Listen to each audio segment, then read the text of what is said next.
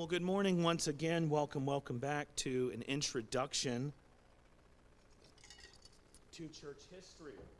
So what I'm going to do this morning is I'm just going to give a quick recap of what we went over last week, just a very, very quick recap, because I want us to get into the implications of what takes place after the destruction of the temple in 70 A.D. If you were here last week, you will remember that our primary discussion point was the destruction of the temple by the Roman military in 70 A.D. And this had profound implications for the church, as we will talk about later. But why was the temple destroyed? Why did the Romans ultimately decide to take that very extreme step and destroy the temple? And it truly was an extreme step for the Romans. The Romans, generally speaking, whenever they went into a new territory, whenever they went into a new area, generally speaking, what the Romans attempted to do was they generally tried to play nice with the religions that were already there. The Romans were wise enough rulers and military leaders and so forth, wise enough empire builders, that they understood that one of the things that people hold on to most strongly is their religious beliefs. And so generally speaking, whenever the Romans went into a new territory, they generally tried to play fairly nice with whatever the religious beliefs were of the people at the time. They tried to somehow harmonize them with the Greco-Roman pantheon of gods and so forth. And generally speaking, that's how the Romans operated. But the Jews were stubbornly monotheistic. They were stubbornly monotheistic. As far as the Jews were concerned, Zeus and Ares and so forth, the Greco-Roman gods, they were not worthy of being used in the same sentence as Yahweh. And I think we as Christians, as 21st century Christians, would agree with that. And so the Jews were stubbornly monotheistic, and they were not willing to give an inch to the firmly polytheistic Romans. And so even though the Roman Empire is going to dominate Judea, Israel, that part of the world for a long time, this is never going to be a happy marriage. The Jews are never going to be happy with Roman rule. It's always going to chafe at them. And to some degree, most of the Jews are going to resist Roman rule, and some Jews are even going to regularly take up arms, regularly do battle against the Romans to get rid of them. These were not the only reasons why the Jews, in particular the Romans trying to sort of gradually push polytheism on them. This was not the only reason why the Jews were chafed by Roman rule. One of the other reasons why the Jews were chafed by Roman rule is because of the heavy Roman taxes. The Jewish people were not a particularly wealthy group of people, in particular the peasants that lived in the countryside, but nevertheless, the Romans expected them to pay very high taxes. And what was happening is more and more Jews were having to go further and further and further and further into debt just to pay their taxes to the Roman establishment. For these reasons, because of consistent Jewish rebellions, because of differences over religious matters, because of the Jewish people being frustrated by the heavy Roman taxes that were being imposed upon them, it's going to boil over into a conflict in about 66 A.D. Okay, around this time, the church is still very young. The church is predominantly confined to Israel, that region, that part of the world, though the church is beginning to spread out into other parts of the Roman Empire. But a great war between the Jews and the Romans is going to break out in about 66 A.D. This war is not going to reach its full conclusion by until about 74 A.D. is whenever this war is going to conclude. So about an 8-year-long conflict. Nevertheless, the major turning point in this war that was a major blow to Jewish hopes and was also quite a tragedy to many Christians who still loved the temple, revered the temple, saw it as a sacred space. The real turning point of this conflict is going to be in 70 A.D. when the Romans take the extreme step under the general Titus to raise the temple to the ground. The Romans by this time are utterly frustrated by the stubborn monotheistic Jews and their lack of willingness to give in to Roman religious and cultural mores. And so they're going to try and utterly break the will of the Jewish people.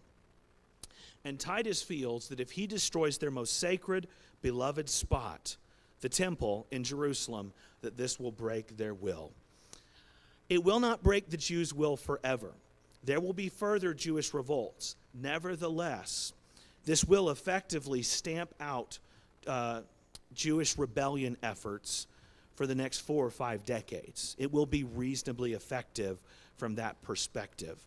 The Jews will recognize that dealing with Rome, taking Rome head on, is a very serious and dangerous proposition. And so for some time, Judea, Israel, that part of the world will be a little bit more stable, even though the Jews continue to resent Roman rule.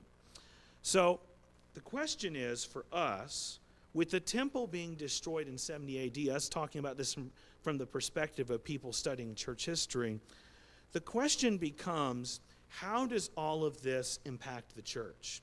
Well, it impacts the church in a pretty important way. Again, while Christianity does not need a physical temple to function, all right? From a biblical perspective, while Christianity does not need or require a physical temple to function, nevertheless, the temple was a sacred space for the early Christians, most of whom were Jewish. We even read in the book of Acts that many of the early Christians continued to worship in the temple regularly. It continued to be a favored spot for their worship of the one true God. And the destruction of the temple was indeed a major blow to the church, but not a mortal one, okay? This is an important turning point in the history of the church. I do believe that Titus believed, the Roman general Titus, who came to dominate Israel in the Jewish-Roman war that took place between 66 AD and about 74 AD, I genuinely do believe that it was his hope that if he could destroy sort of the hub of Yahweh worship, which we would say the hub of Yahweh worship of the one true God was at the temple in Jerusalem, I really do believe he thought if he could destroy that, if he could break the will of the Jewish people, I really do think he thought that eventually perhaps the Jews and the Christians might begin to gradually adopt polytheism. They might gradually become more Roman in their religious and in their cultural life. I really do believe that Titus was hoping he could accomplish that by destroying the temple. The interesting thing is, that's not what takes place. The Jews, for the most part, continue to dig in their heels and be stubbornly monotheistic. And what's very interesting, and this is an important turning point for the Christian church, even though the destruction of the temple is a major blow to the morale of the church, even though it's seen as an awful, awful tragedy, the church is able to go on. And this is important. The destruction of the temple proves that Christianity does not require a physical temple to go on, and not just go on and survive, but even thrive and grow. Now, I've talked a great bit, so do we have any questions, comments, anything that anybody would like to add before I talk about the rest of the implications for the church due to the destruction of the temple? Yes, Bonnie.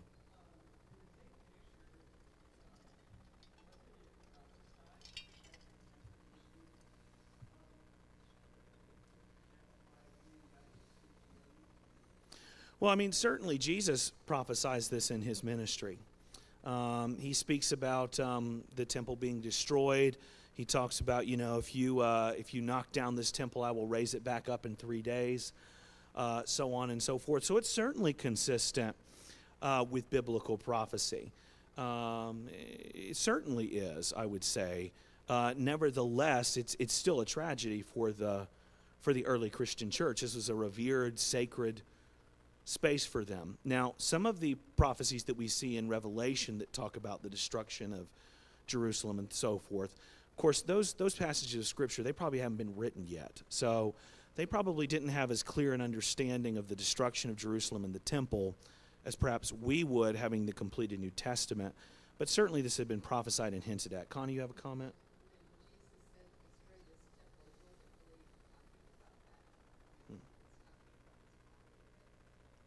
I think it's a dual reference there.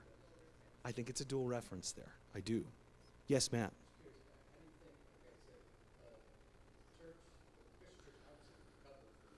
Yes. Yes.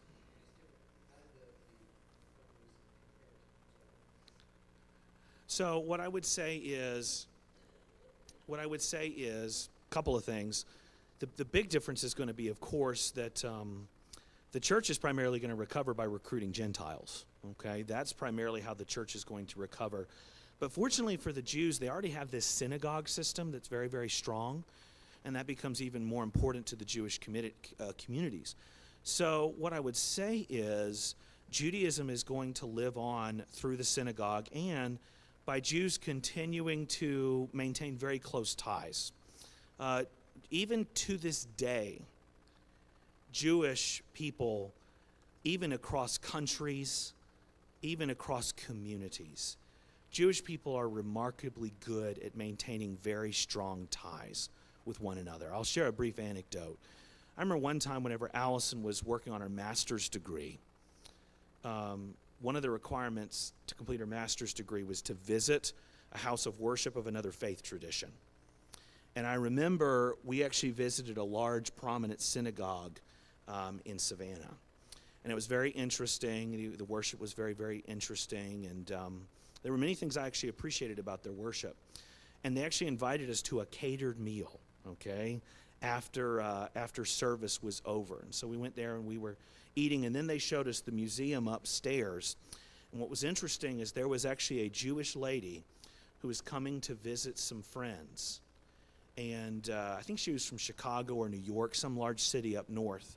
She'd already called ahead to this synagogue and said, hey, I'm coming to town. You know what I'm saying? I just want to let you know I will be in service this coming Saturday. She'd already made contact with that congregation, and several of the people in that congregation were saying, do you need anything while you are here in Savannah? Is there anything you need? Jewish people, because of the persecutions, because of the difficulties they have faced over the centuries, they're really good about keeping in close contact and looking after each other. So I would say that the Jews continue to build really strong communities. They continue to invest in their synagogues, and they continue to thrive in that way. And the church is going to thrive and grow primarily by recruiting Gentiles. It's going to take on a very different flavor. I see Ron and I see Allison. Ron, go ahead. Sure. Yeah, yeah, yeah, yeah, yeah, yeah. Jews look after each other. They're good about that. Yes, Ron.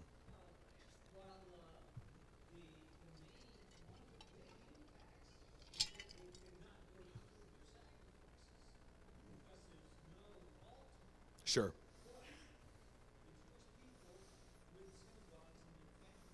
Mhm. Yeah, sure.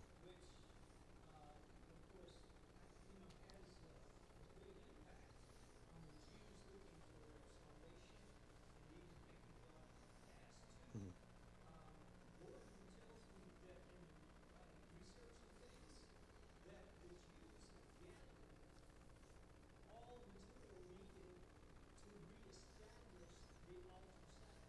Mhm. And that's certainly a good lead up, Ron. I'll mention this as well. You know, someone asked the question, how do the Jewish communities, how do the Christian Jewish communities, uh, how do they go on after this? How do they reestablish themselves? How do they fare after this? One of the things that I will say, too, about the Jewish communities is this hope of building another temple, it never quite dies. They hold on to this hope that even though the second temple has been destroyed, they hold on to this hope that one day we'll return to the land, one day we'll have the resources, the political power, so on and so forth to rebuild the temple. So that never quite totally dies.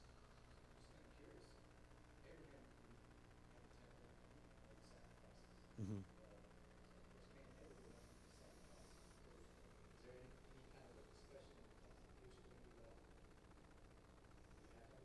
Yeah.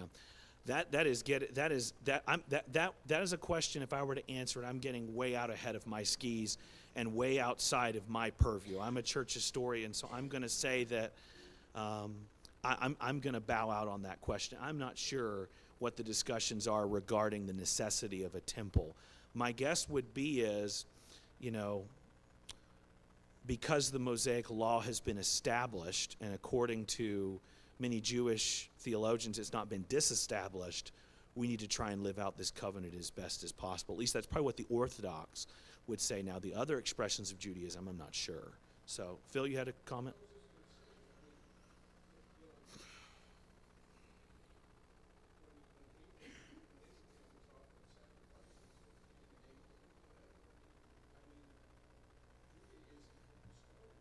Mm-hmm.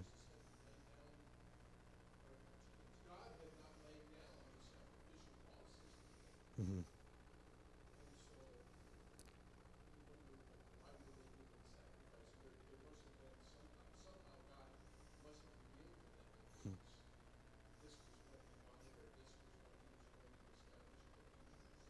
Sure, sure. Yeah. Good questions. Yeah, Steve, real quick.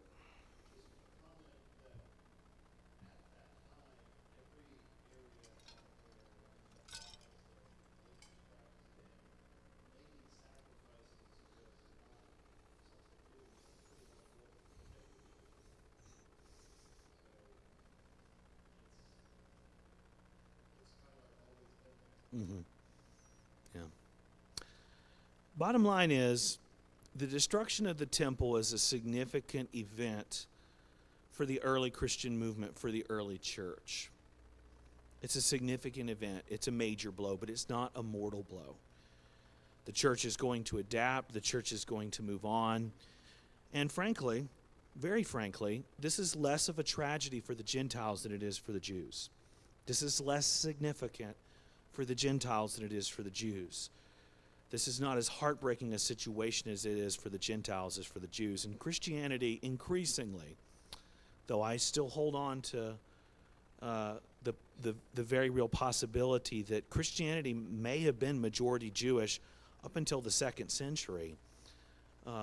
Nevertheless, as Christianity begins to grow increasingly through Gentile converts, the tragedy of the temple's destruction is going to be less of a bad memory for the church, because frankly for the Gentiles it just doesn't hold the religious significance for them that it does for the Jews. Yes, Bonnie, real quick, and then I need to move on.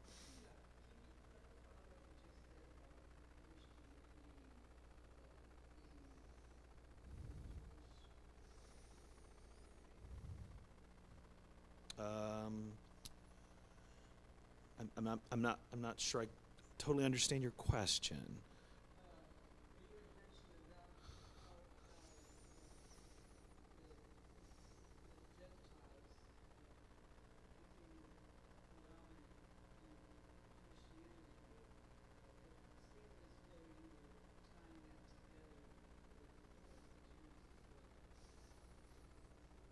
I'm not 100% sure what I'm asking. Maybe I can try and restate things and it'll become more clear. What I'm saying is that on an ethnic level, on a cultural level, Christianity in the first 2 centuries is made up primarily of Jews. They're in the majority. It's really not going to be probably until the late 2nd century, the early 3rd century, that Christianity is going to begin to be majority Gentile. Does that make sense? Yeah.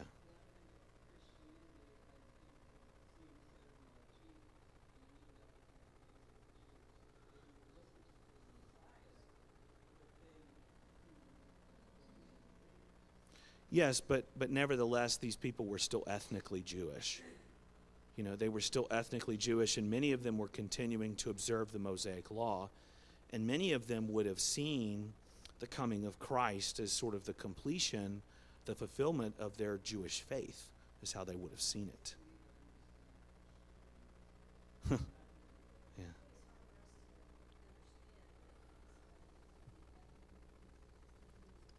Yeah. Mhm.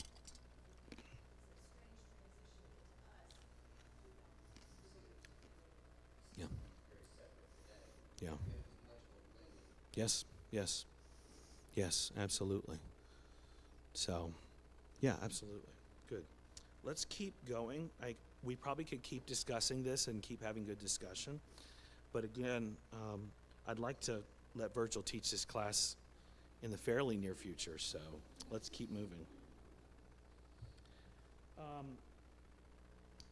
The war between the Jews and the Romans that begins in 66 AD, it's going to lead many in the church to flee Israel, okay? And one of the things I will say is, even prior to the destruction of the temple in 70 AD, even prior to the destruction of the temple, many Christians are going to see the writing on the wall. They're going to see that the Romans are not playing nice this time. The Romans are not in a merciful mood.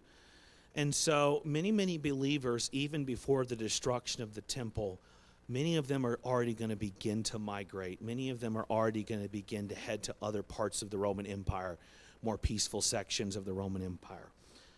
So one of the things that's going to contribute to the spread of the gospel and the change of the church, the diversification of the church, is that due to this Jewish-Roman war, this awful war that's taking place, many people in the church, they're going to head out of Israel. They're going to head to other parts of the Roman Empire.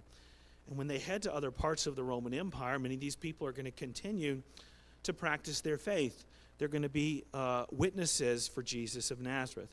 And this is actually going to play a role. This is going to contribute to the spread of Christianity throughout the Roman Empire. Now, one of the things that I want to make very clear is, even though many Christians are going to flee Jerusalem, even though many Christians are going to flee Jerusalem, there's still going to be a a Christian community in Jerusalem, even after the destruction of the temple.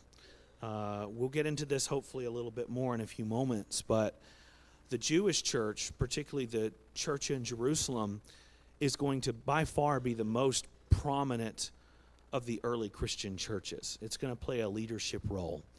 And that leadership role is going to diminish after the destruction of the temple, but nevertheless, there will continue to be a Christian community in Jerusalem. But one of the ways that this Jewish-Roman war is going to shape Christianity, be a turning point for the early church, is it's going to spread Christians even more so throughout the rest of the empire, spreading the gospel. Any thoughts, questions, comments?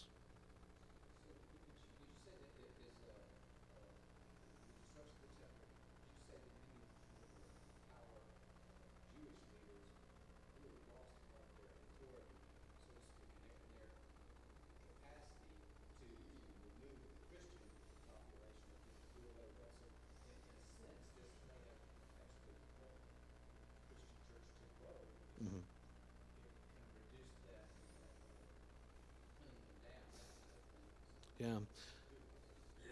That's certainly an interesting theory. I've not given a lot of thought to that. So Matt suggests that perhaps with the destruction of the temple, this is going to eliminate a lot of the traditional Jewish elite, which may have actually been a blessing in disguise, you might say, to the early Christians. They're no longer facing the persecution, the harassment that they normally would from these groups. So that is definitely an interesting suggestion. I've never really thought about it that way, but it certainly is going to lead to the destruction of the temple, the reduction of prestige amongst the religious elite in Jerusalem and in Judea. That's interesting. Yeah, that's an interesting point. I never thought about that.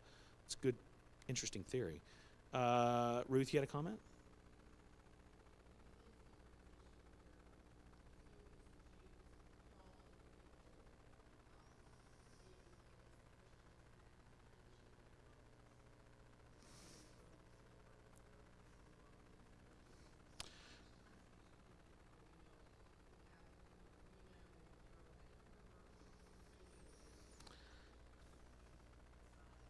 Yeah.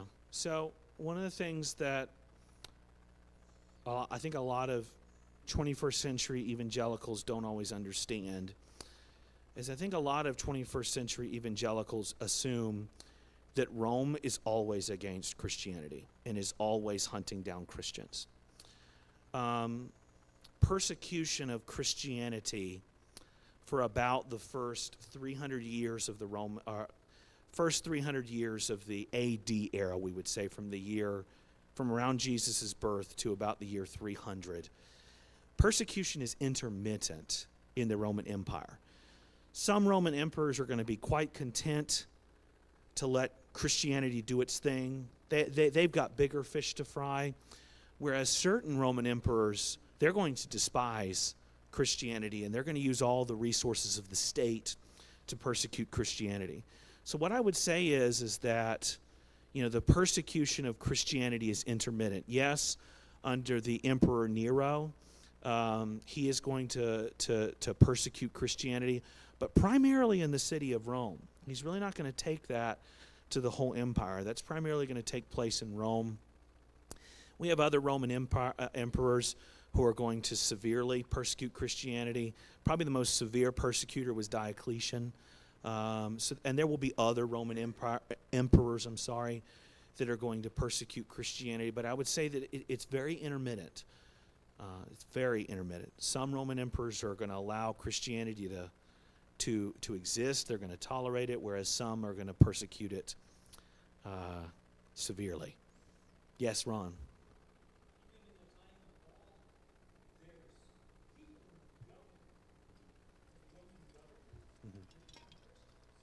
Mm-hmm.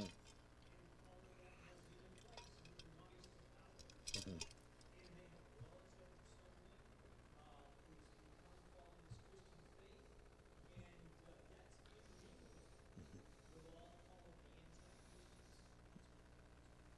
Yeah, that's good.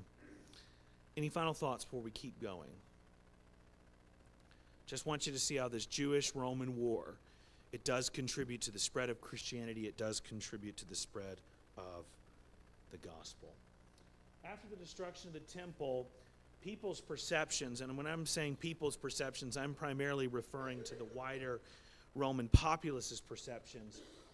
Their perceptions of the Christian faith are going to begin to change. Remember, as far as many people in the 1st and the 2nd century were concerned, Christianity was just sort of a weird heretical offshoot or heretical sect of Judaism.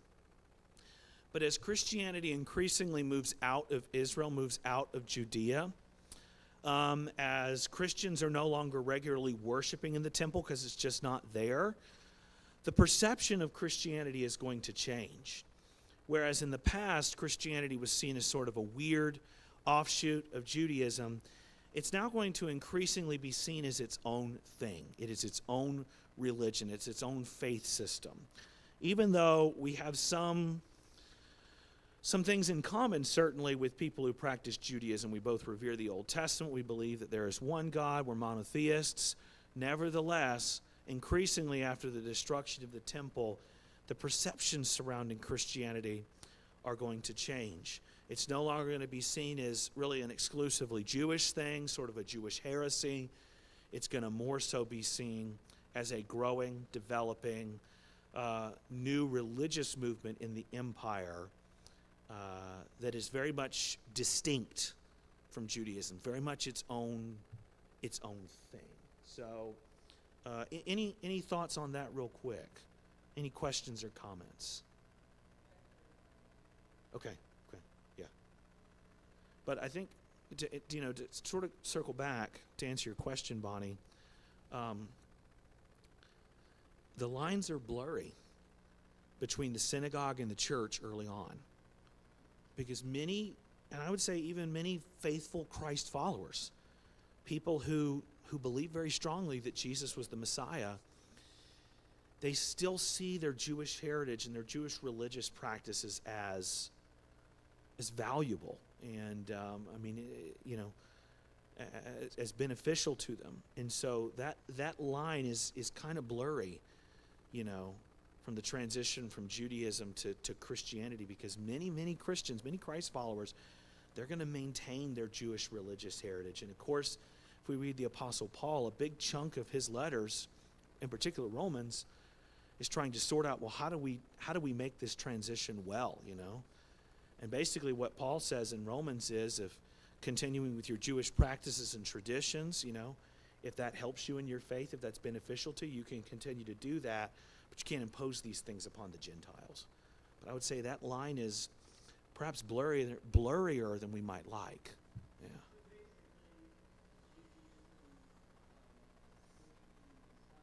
Mhm.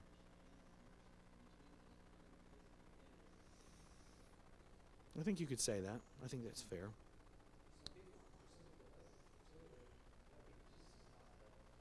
Sure, sure, sure, sure. Hmm. Hmm. Yeah, yeah. The situation is very fluid, is what I would say. As Christianity is developing, the situation is very fluid. Yes, Margaret. Hmm. Hmm.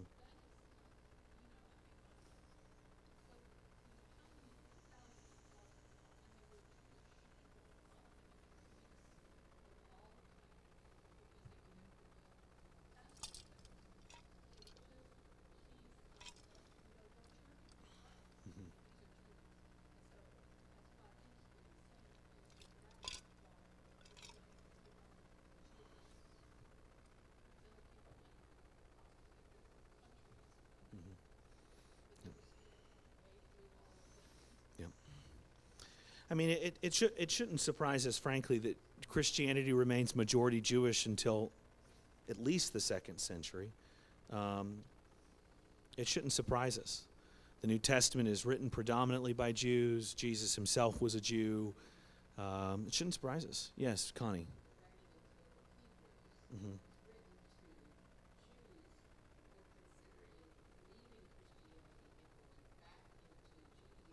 Hmm. Sure, sure.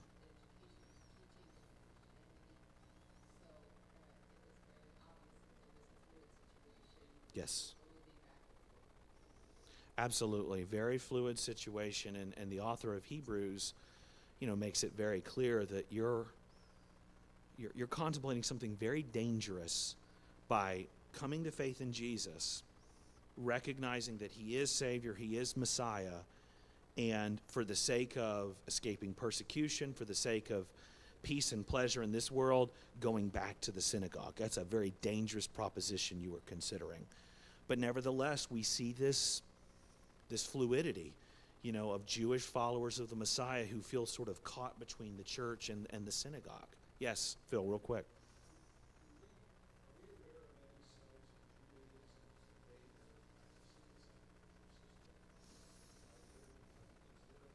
I wouldn't know. I wouldn't know. Yeah, I wouldn't know. That would be a better question for someone else, Phil. He asked, are there any sects that are practicing any kind of sacrificial system today? I really don't know. I don't know. It's a good question. That's one I don't have any answer to. Let me keep moving just real quickly. I want to get to another thing that's really important, another important turning point for the church because of the destruction of the temple. This is really critically important.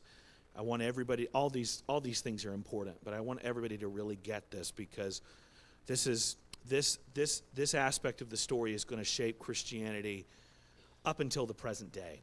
So the Jerusalem church is going to survive the war.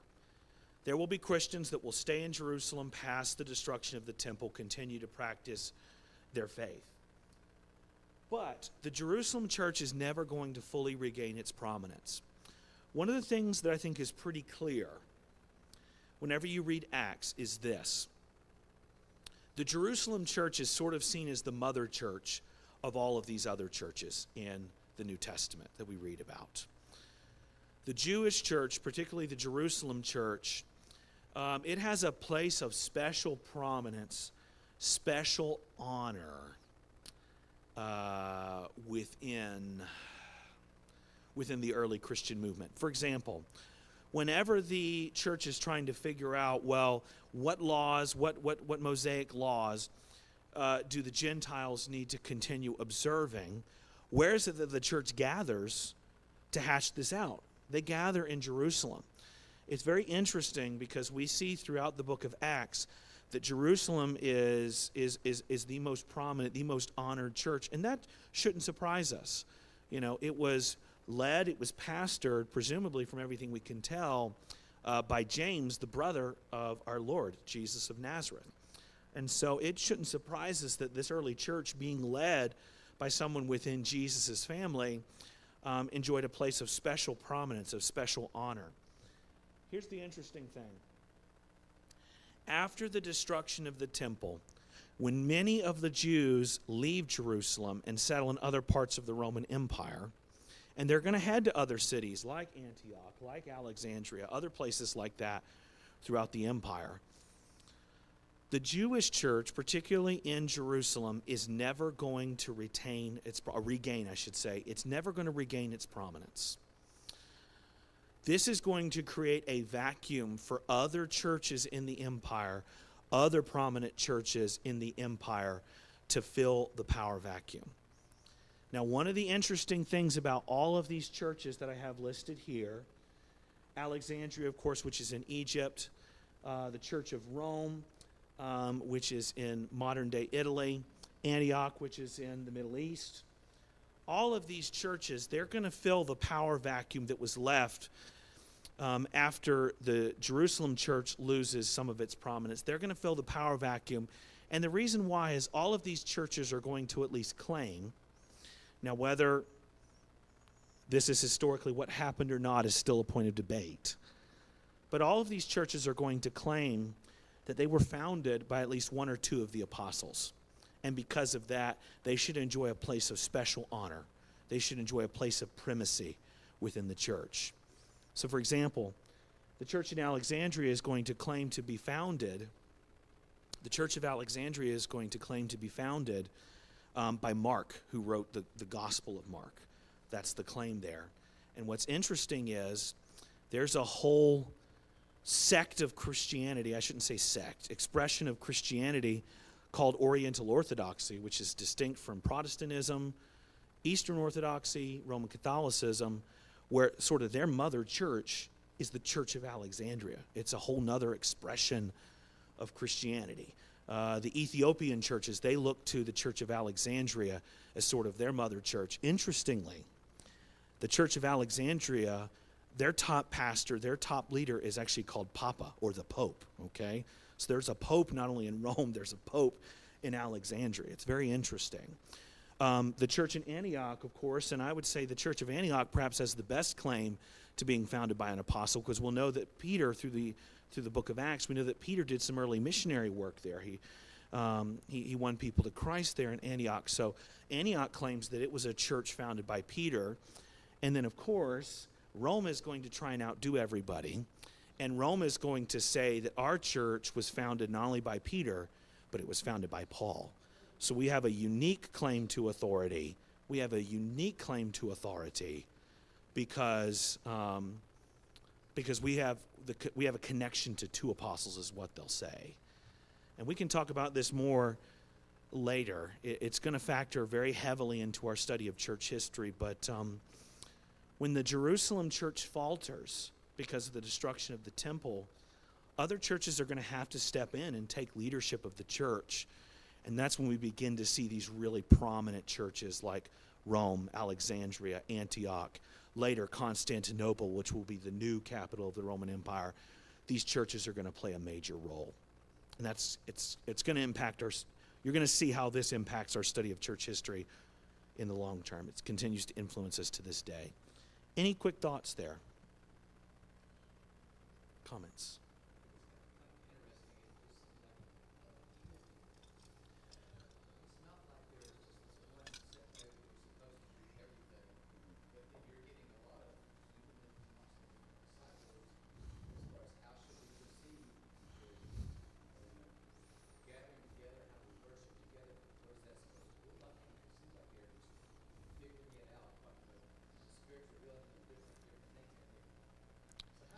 Yes.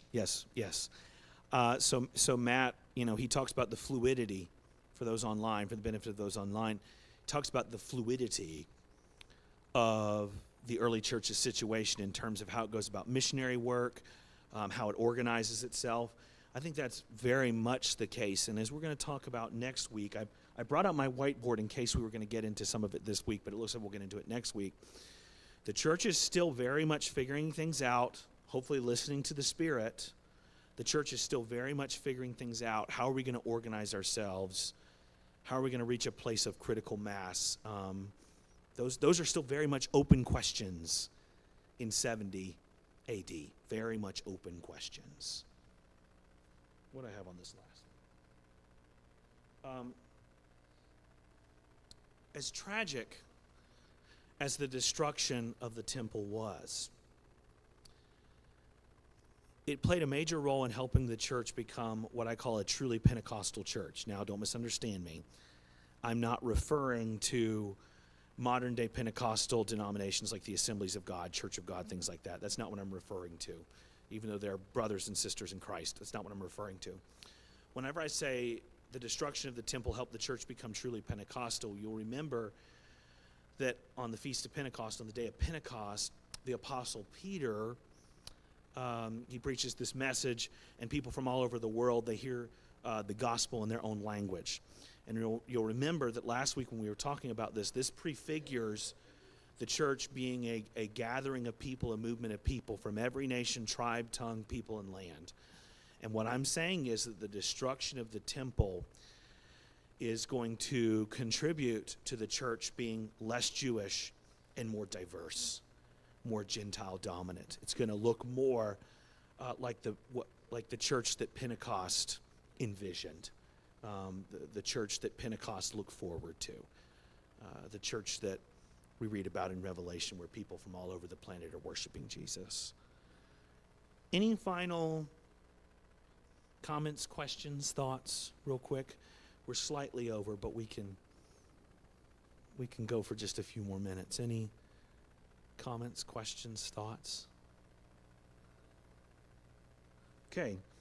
If we have no other questions or comments, I want y'all to think about, over the next week, the H word. Okay, not the H word you're thinking of, but we're going to talk about this. This is your assignment. Please forgive my terrible handwriting. For the next week, I want y'all to give some thought to what that word heresy means. What is heresy? How do we define that?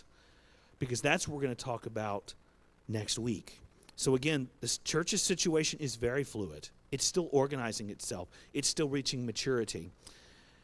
Not too long after the destruction of the temple, the church is going to have a new challenge to deal with, and it's the challenge of heresy. What do we do about heresy? So I want y'all to think very carefully about what the word heresy means this week, and we'll come back together and we'll discuss that. Yes, Ron?